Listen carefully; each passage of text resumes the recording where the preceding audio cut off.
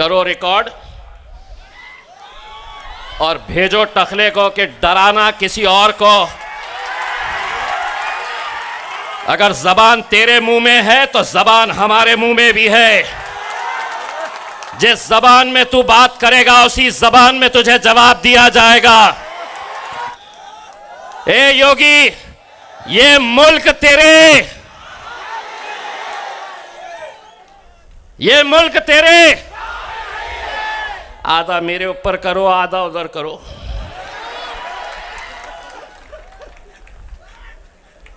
नहीं तो बैठे हुए हैं लालू के अंटर पंटर आ जाएंगे कि योगी को गाली दिया, मैंने नहीं दिया, आधा मैंने दिया, आधा इन्होंने दिया, घंटा मिलता तुम्हारे को।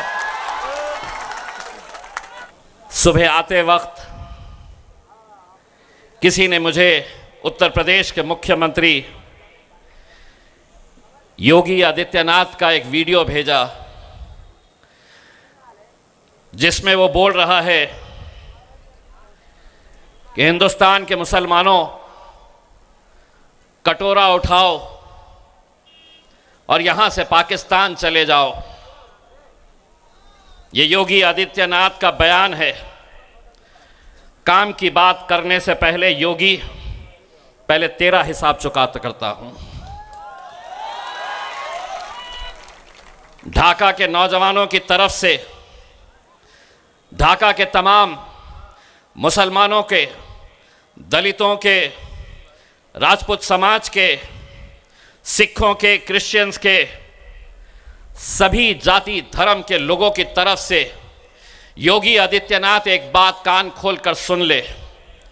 ये मुल्क जितना हिंदुओं का है, ये मुल्क जितना दलितों का है, ये मुल्क जितना राजपूतों का है, जितना सिखों का है, उतना ही मुसलमानों का है।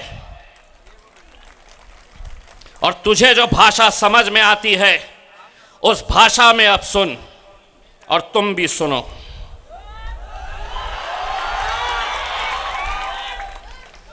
करो रिकॉर्ड और भेजो टखले को कि डराना किसी और को।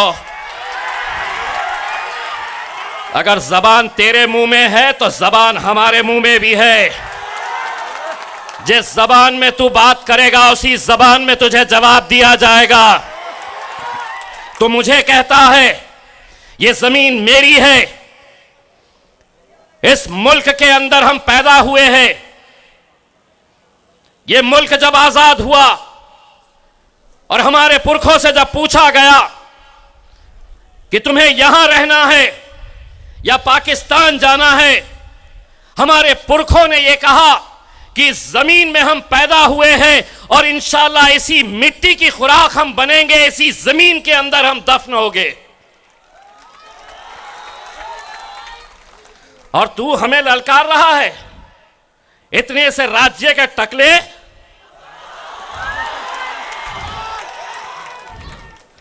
पाकिस्तान चले जाओ। मैं आधा कहूंगा, आधा तुमने कहना। ए योगी, ये मुल्क तेरे, ये मुल्क तेरे। आधा मेरे ऊपर करो, आधा उधर करो।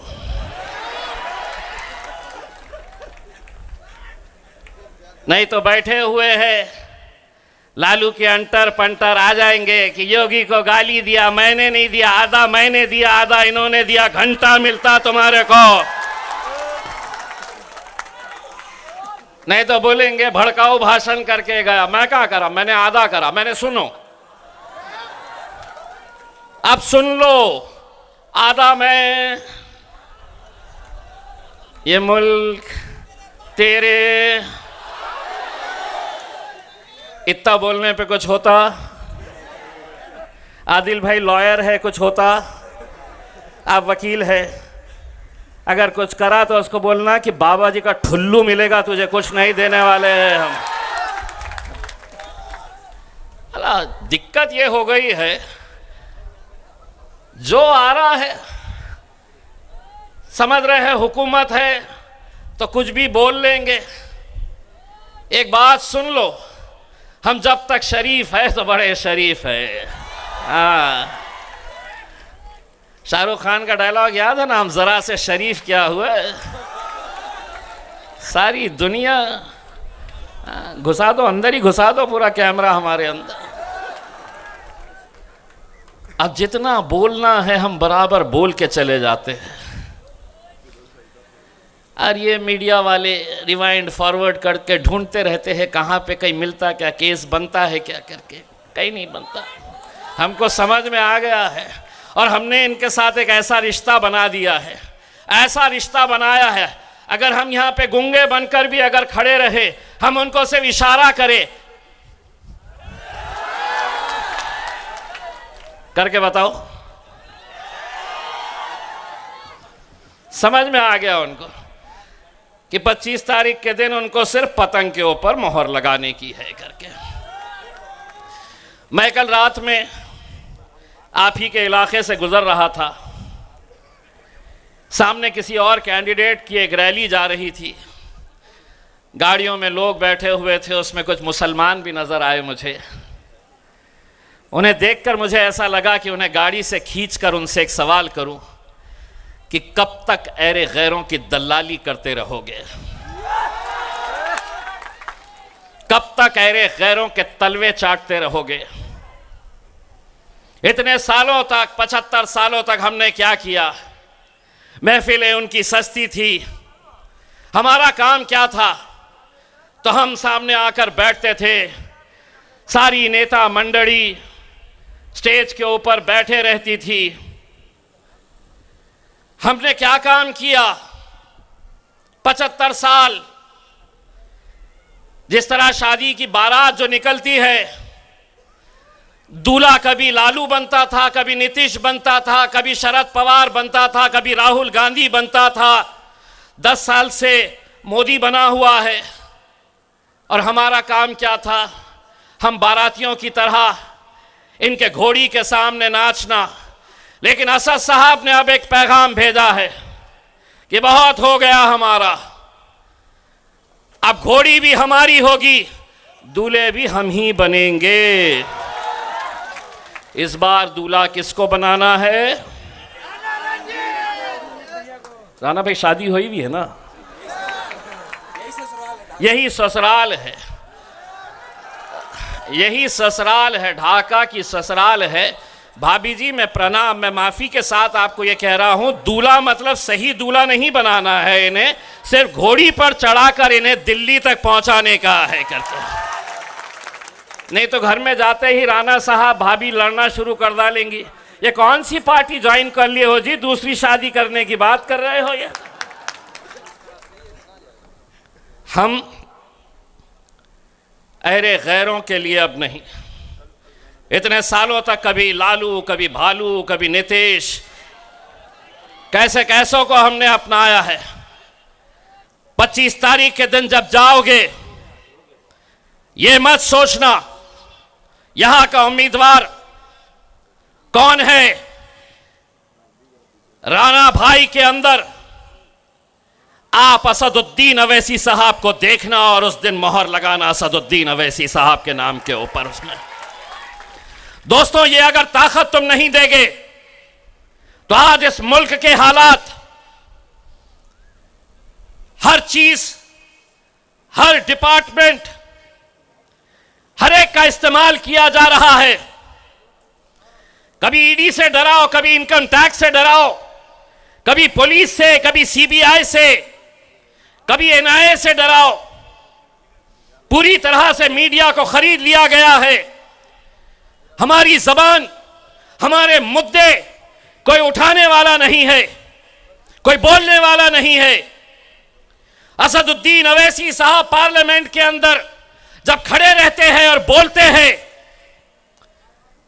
जिस दिन असद साहब का बोलने का वक्त आता है, अख्तर भाई कई मर्तबा मैंने, राजद के भी एमपी मेरे पास आते हैं, जेडीयू के भी एमपी आते हैं, कांग्रेस वाले भी आते हैं, और हद तो यह है कि बीजेपी वाले भी आकर मुझसे पूछते हैं, आज बोलेंगे साहब, आज बोलेंगे? तो हाँ बोलेंगे। आज काय पे बोलेंगे? मैं बोला आज बोलेंगे कम, तुम्हारी बजाएंगे ज्यादा। बैठो, सुनो, बहुत मजा आने वाला है। कैसा धुलाई करते हैं करके। अकेला बहुत हिम्मत लगती है मेरे भाइयों, बहुत हिम्मत लगती है कि 543 का ऐवान, उस ऐवान के अंदर अकेला अल्हम्दुलिल्लाह बैरिस्टर असदुद्दीन अवैसी पिछले 20 सालों से तुम्हारी आवाज बनकर तुम्हारे लिए लड़ाई लड़ रहा है। मैं सोचता था कि आखिर असद साहब को हिम्मत कहां से मिलती है। अकेले इतने बड़े ऐवान के अंदर आपको जब देखता हूं तो मुझे यह एहसास होता है असदुद्दीन अवैसी साहब को यह हिम्मत यहां से मिलती है मेरे भाइयों, यहां से मिलती है। तुम यहां पर राना को ताकत दो, असदुद्दीन अवैसी पार्लियामेंट के अंदर और डट कर खड़े रहेगा। तुम यहां पर राना को जिता कर लेकर आओ, यह जीत राना की नहीं होगी, असदुद्दीन अवैसी के उन ख्वाबों की ताबीर होगी जो पिछले 20 साल से देखते आए हैं। सारी कोशिशें चल रही है, नहीं मजलिस ने नहीं जीतना चाहिए, मजलिस यहां पर अपने कदम नहीं जमाना चाहिए।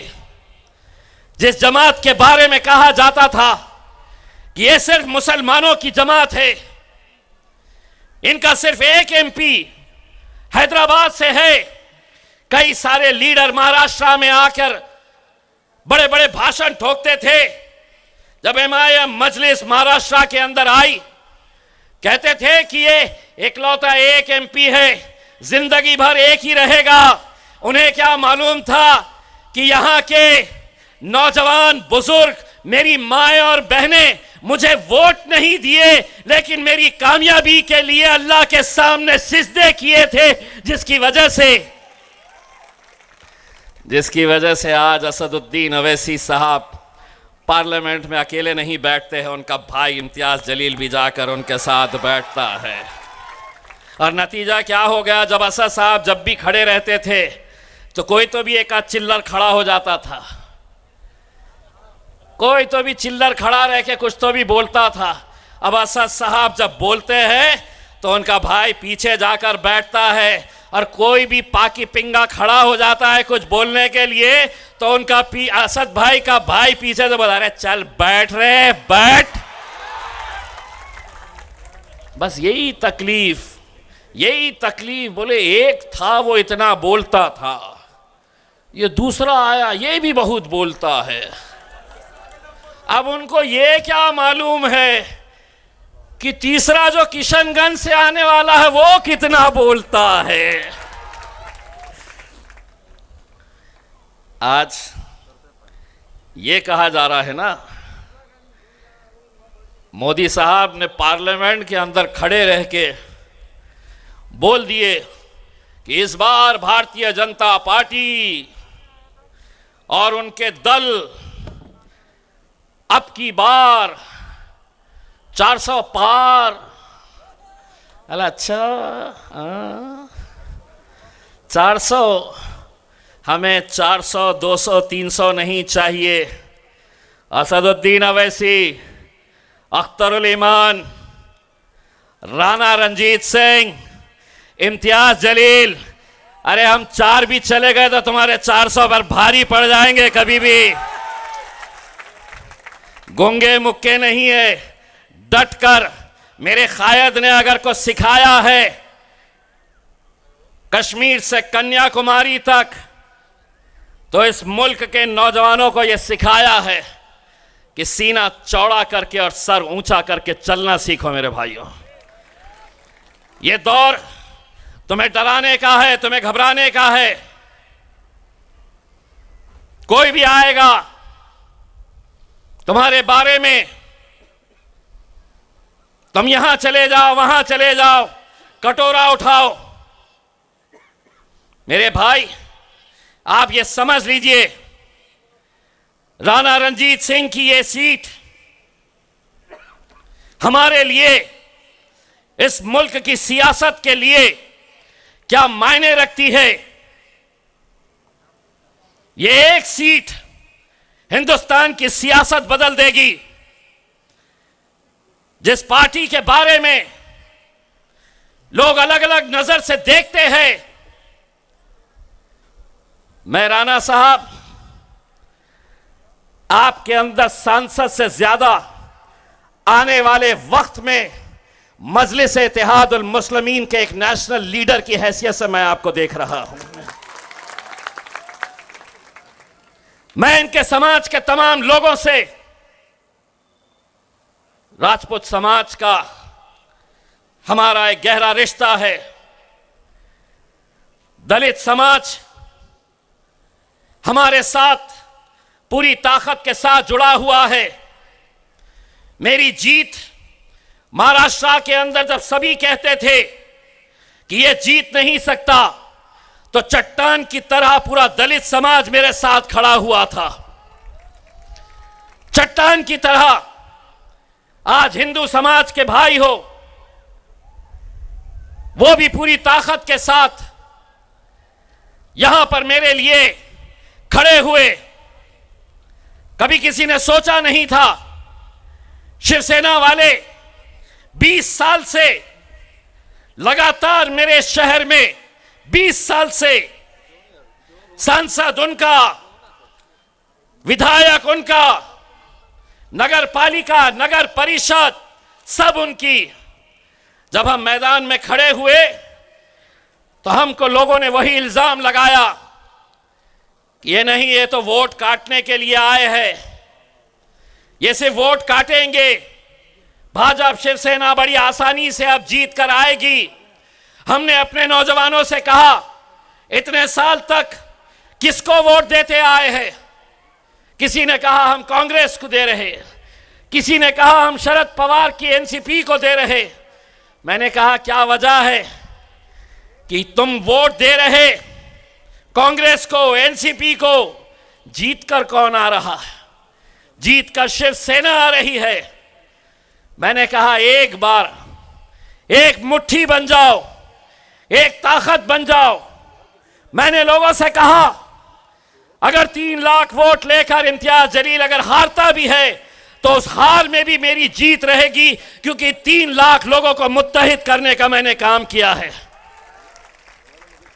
मैंने अपने नौजवानों से कहा, ऐसी थे जोश भरे तुम्हारे जैसे, मैंने कहा एक बार धक्का लगाओ तो सही।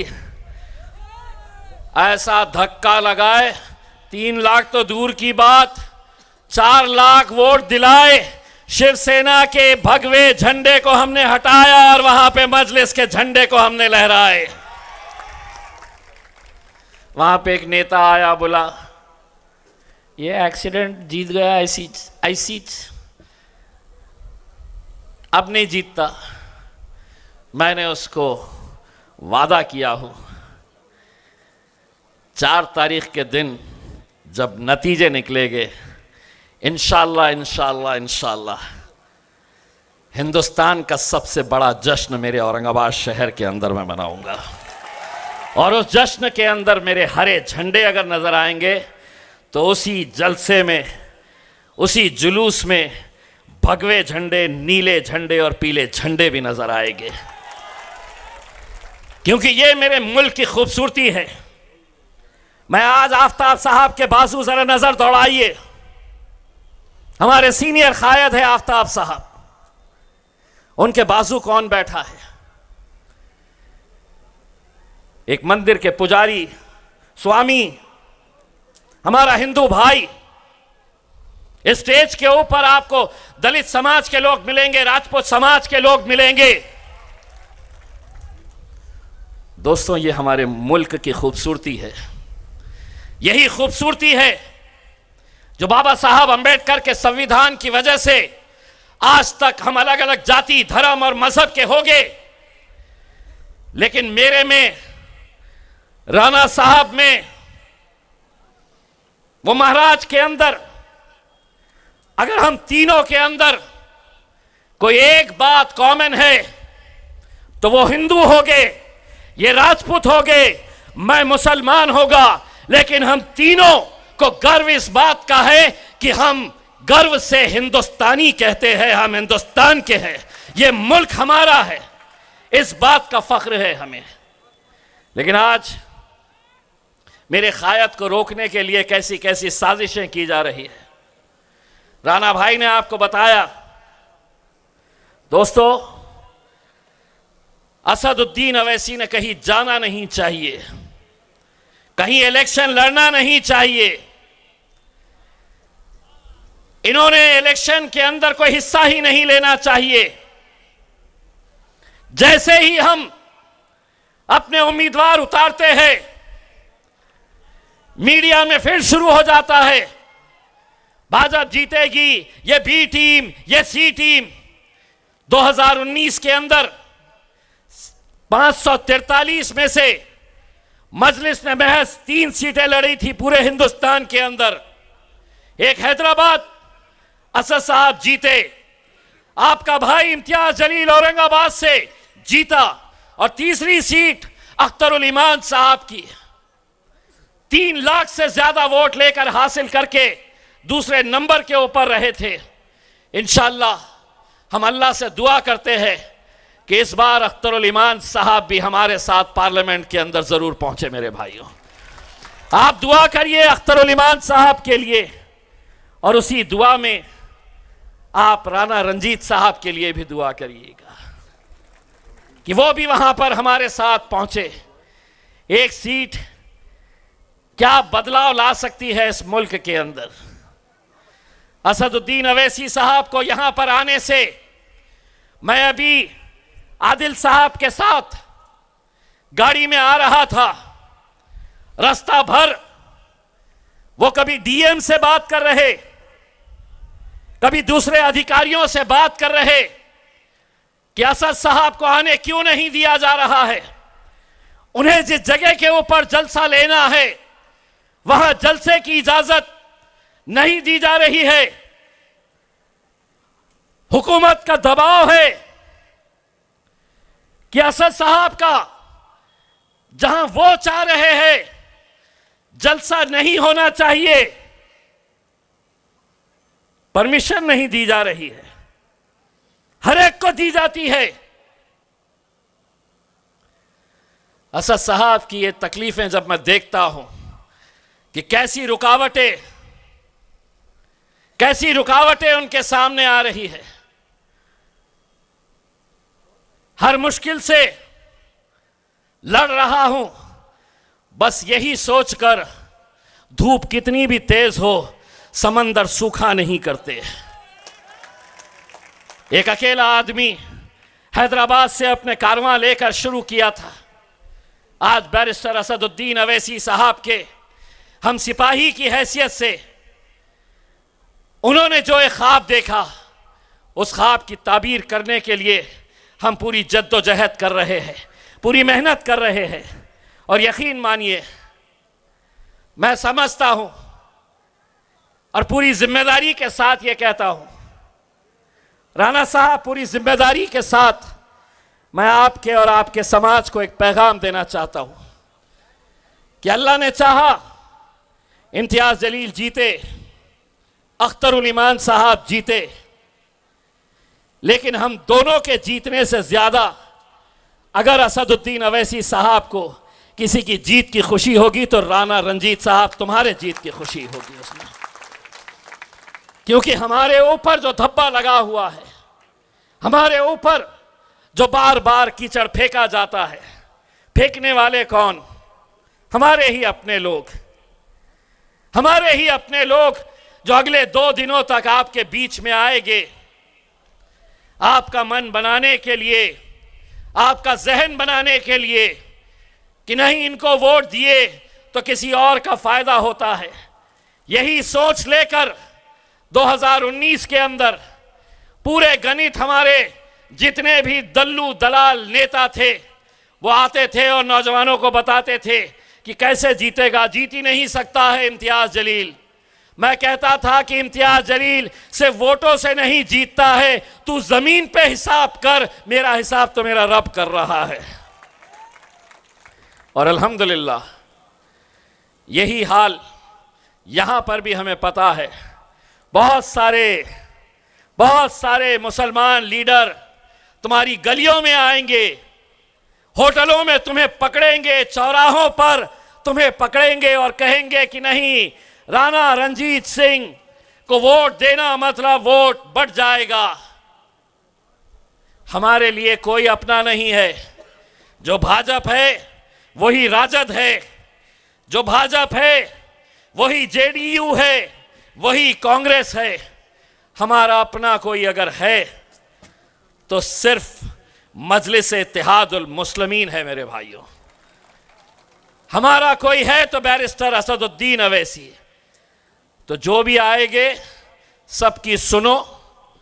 वो जब उठ के जाने लगेगा तो उसको बोलो 75 सालों से मैं तेरी सुनते आया, उसका नतीजा ये हुआ कि पूरे मुल्क से मेरी क़यादत ख़त्म हो चुकी है।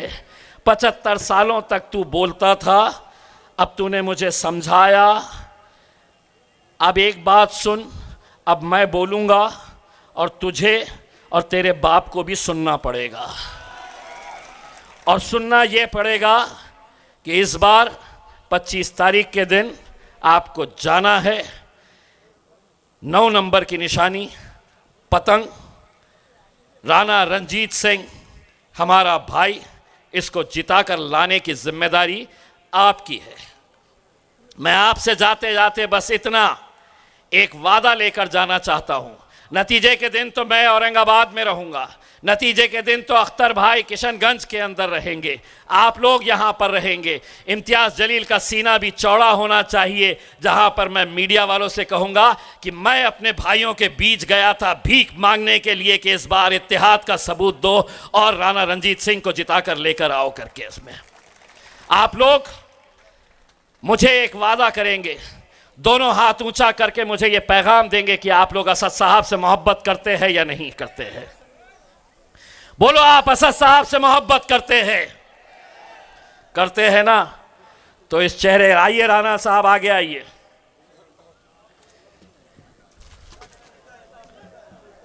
ये मेरे लिए राणा रणजीत सिंह नहीं है, ये मेरे लिए बैरिस्टर असदुद्दीन अवैसी साहब ने चुना हुआ नुमाइंदा है। तो मैं चाहूंगा कि वोट डालते वक्त राणा रणजीत सिंह का चेहरा तुम्हारी आंखों के सामने नहीं, बल्कि असदुद्दीन अवैसी का चेहरा सामने लाकर तुम्हें बटन दबाना है और मजलिस को कामयाब करना है। बहुत बहुत शुक्रिया। वाखिर